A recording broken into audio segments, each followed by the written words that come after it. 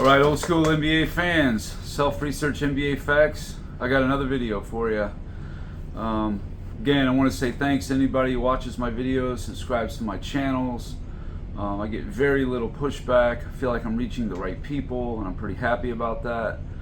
I had reservations about even doing a channel. Just didn't see me as that type of person. I'm not tech savvy really, but so far I've had a lot more overwhelmingly positive than negative, and so I'm going to keep going with it.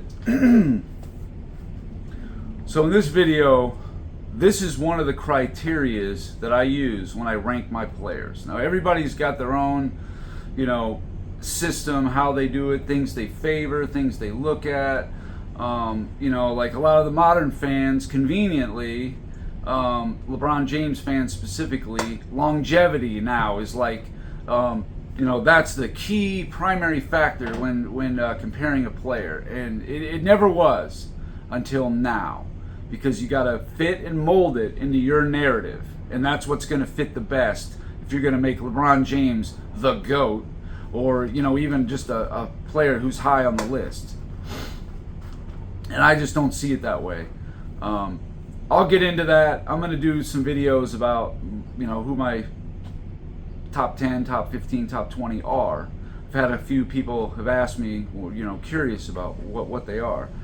But one of the criteria I use is winning. Obviously winning has got to be on there. But I don't just look at it, like your Chris Broussards or some of these other guys I hear, they just do a ring count, and like that's just not accurate. That's not conducive to measuring things in a fair manner. Some people just didn't have as many legitimate shots at it as other people. Like Oscar Robertson's a good example. He was going up against Wilt Chamberlain, and the Sixers and the Warriors in the 60s, and of course the mighty Celtics. So, you got to take that into account. Now, what I did was, how many legitimate chances did you have at winning a championship? And to me, it's one of two things. You either reach the finals, regardless of what seed you were, because obviously you were playing well to even reach the finals.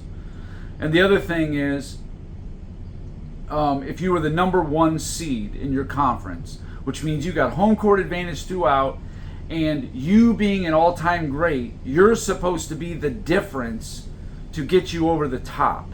So how many legitimate shots did you have at winning a championship, and how did you do in those chances? Well, I'll use the same players that I always use. I threw a couple extra in here, but there's Bill Russell, Wilt Chamberlain, Oscar Robertson, Kareem, Magic, Larry Bird, Hakeem Olajuwon, Jordan, Shaq, Kobe, Duncan, LeBron, Durant, which I don't even know how anybody's got him anywhere near your top 10 or even top 15 at this point.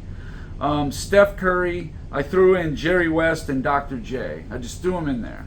They make up my top 15. They're I think got them at like 14 or 15. But so Bill Russell, my estimations, minus the 67 season, had a chance to win the title every year. So that's 12 chances. He won 11 out of 12 shots. I mean, that's just remarkable. It really is. And that's why I have him ranked really high.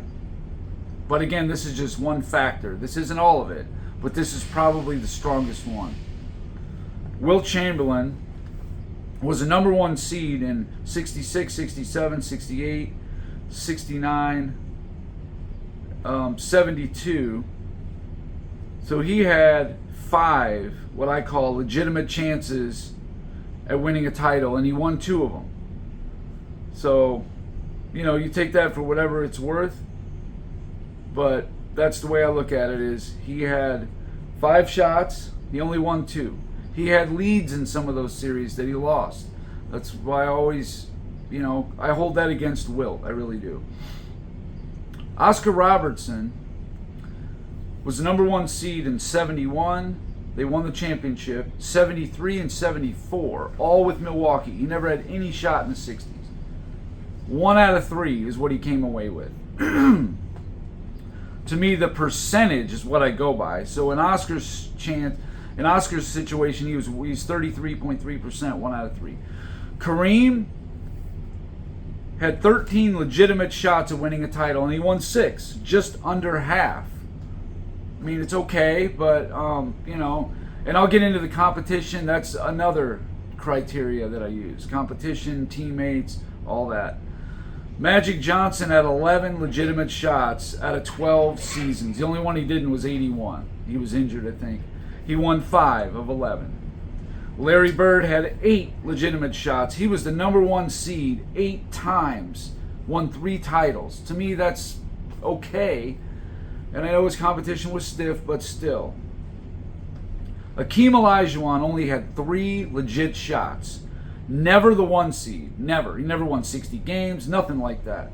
1986, they reached the finals. 94 and 95. Those 3 years. He won 2 out of 3. That's really good. That's a good percentage. And why I hold Hakeem in a lot higher esteem than I do a lot of other people. Michael Jordan had 6 chances, 6 legitimate shots at a title in my criteria, my formula.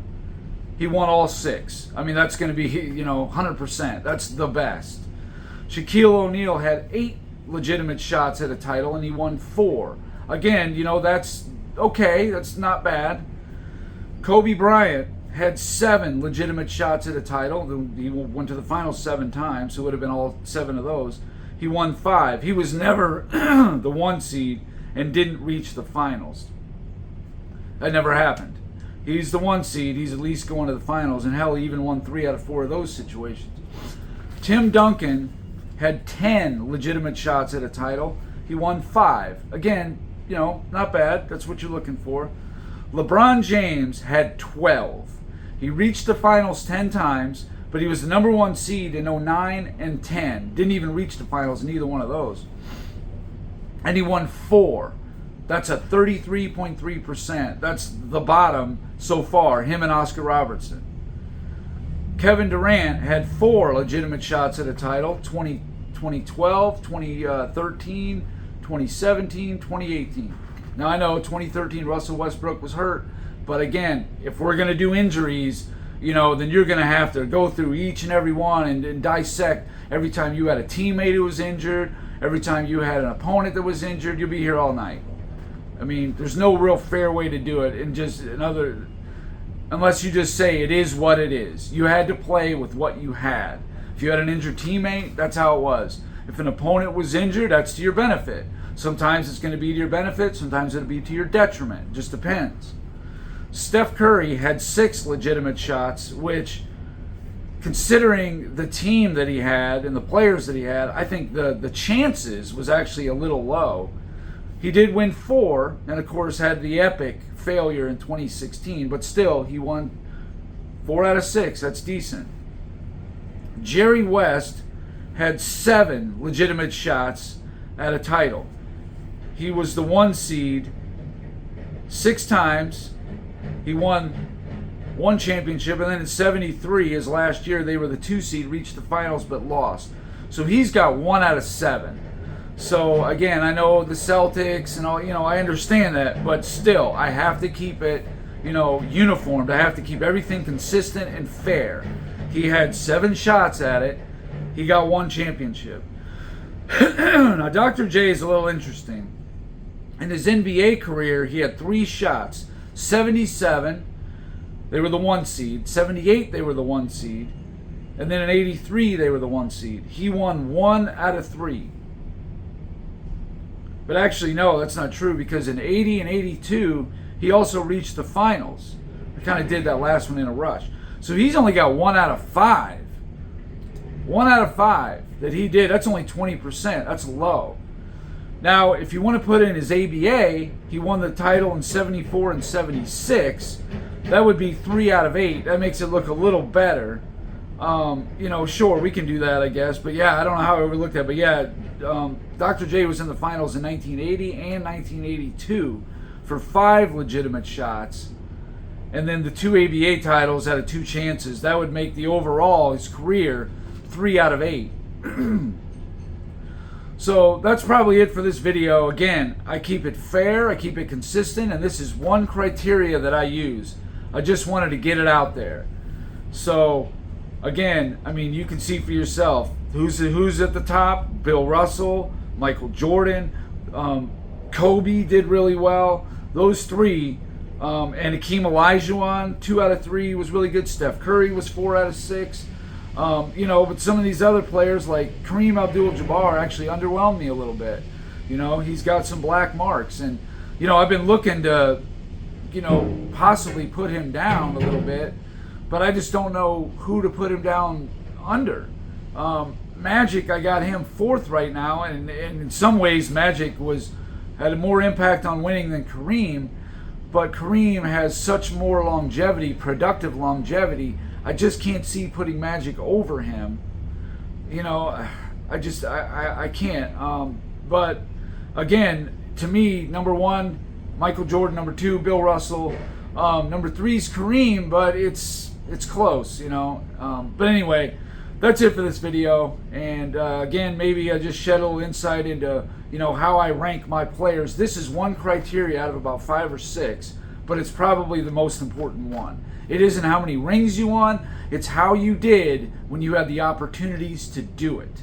There's a big difference between the two. So anyway, that's it, and thanks for watching.